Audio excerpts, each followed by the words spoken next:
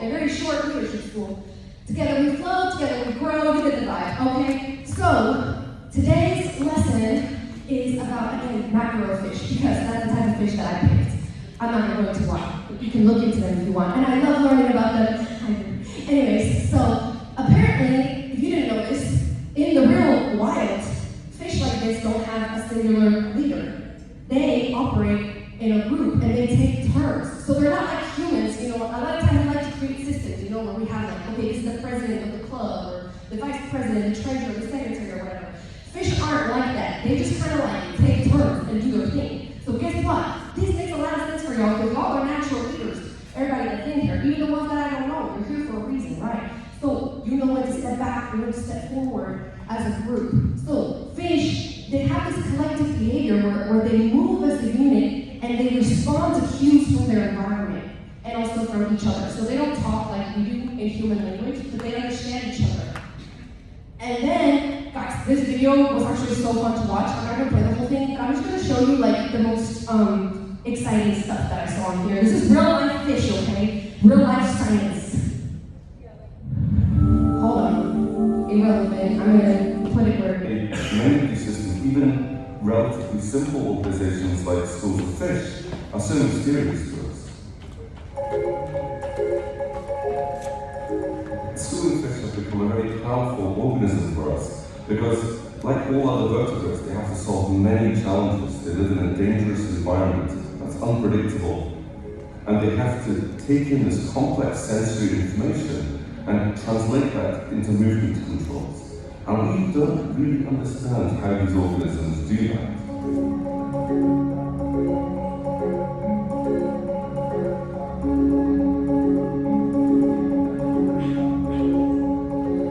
When we observe animals like schooling fish, often their responses to each other are extremely fast. It's like a blur when we watch it. But if we use modern technologies like high-speed video, we can slow time down. We can track the motion of individuals hundreds of times per second, and we can this guy does that for a living now. Techniques to understand how each individual takes in this complex sensory information and then translates that to movement decisions in, fractions of a second.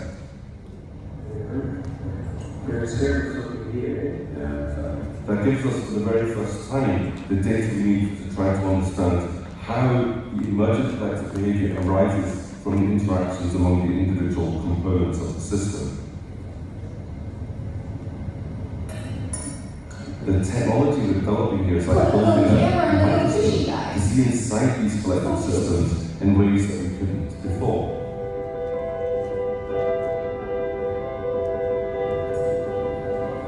What we've built here is a much larger tank than people have previously used. And so what we're forced to do is actually to have a full camera system where the cameras are time synchronized with each other.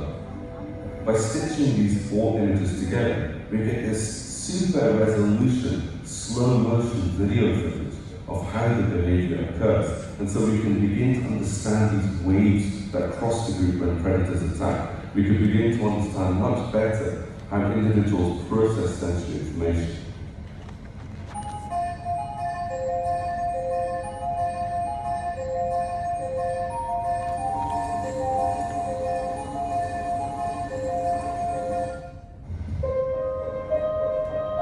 One of the things we've discovered looking at animal collectives is ignorance or being uninformed can actually be a very positive thing.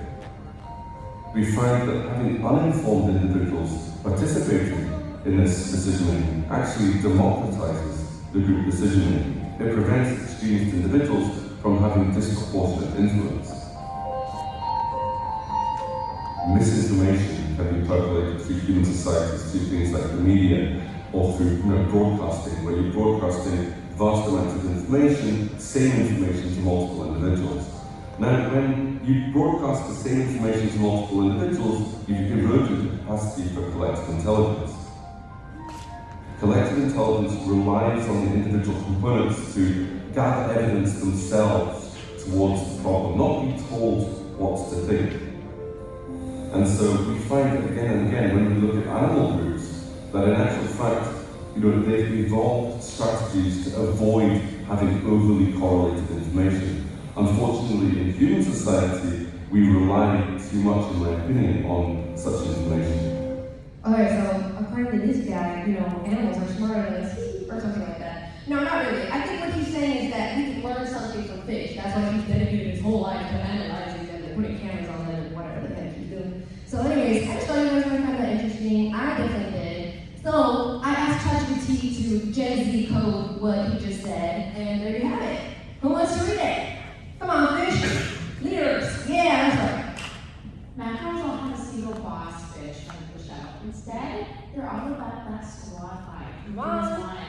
They pick up on lucky vibes from each other and the environment just stays safe, gut, and on point. That's right. Squad up, fish. Squad up.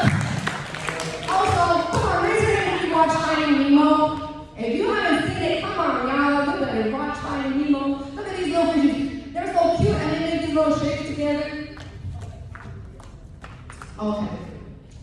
So, for mackerel fish, leadership is distributed. So, any fish can influence the group's decision.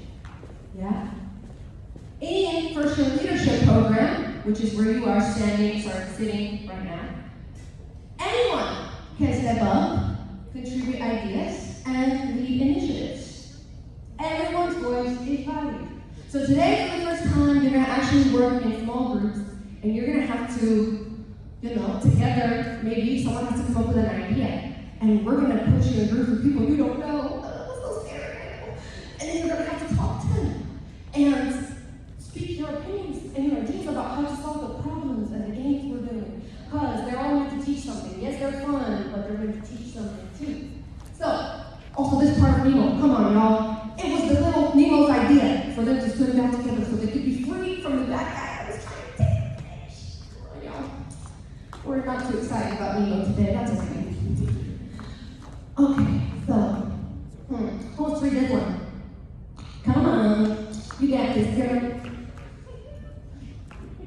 Mackerel fish teach us that leadership isn't about one person calling the shots. We all bring something to the table, and anyone can step up when it's time. Let's collab, not compete. Thank you.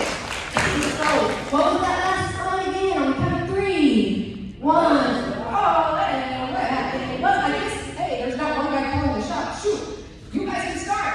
1, 2, 3. Go. Let's collab, not compete. Hey, that's good. All right.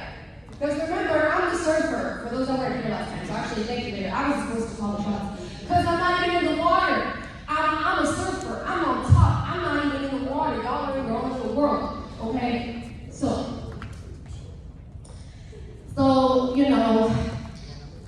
I don't know what vibe you're on today. Maybe you're feeling a little bit more like, this guy, kind of not really feeling it. That's okay. Maybe you're kind of like me right now, like, yeah, that's okay too.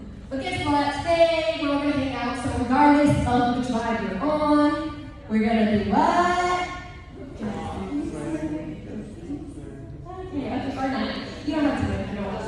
But you're already here, so you might as well embrace it, because you're here for the next 2 hours, unless you want to get out, because again, it's going to make you do nothing you don't want. So, with that said, welcome back, and welcome to those that are here the first time. We're so excited to have you, and we're going to let our next facilitator get going. Awesome, guys. Well, thank you guys so much for coming back. So, today it's starting to get rocking. We're going to get into a band.